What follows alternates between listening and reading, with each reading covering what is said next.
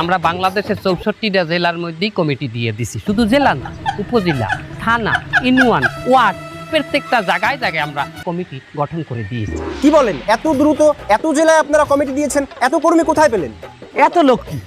আরে বাবা, আমাকে একটা কর্মীর ভাগেই তো 20-30টা জেলা ভাগে পড়ছে, তারা একাই 20-30টা জেলার কমিটি।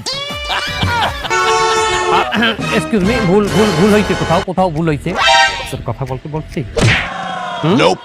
এইদিকে এক্সকিউজ মি, ওর সাথে একটু পার্সোনাল আলাপ করবো, শোন। হ্যাঁ বলেন।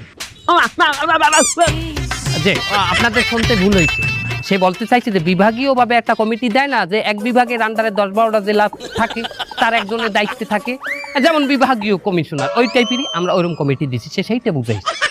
আচ্ছা স্যার, যাই হোক, আপনাদের খুব একটা আন্দোলন দেখা যায় না, কিন্তু গতকাল আপনারা একটি আন্দোলন করেছেন। আপনাদের আন্দোলনের পিছনের সারিতে কিছু ভদ্র মহিলাদের দেখলাম। মা বোনেরা, হ্যাঁ মা বোনেরা ছিল, মা বোনদের দেখলাম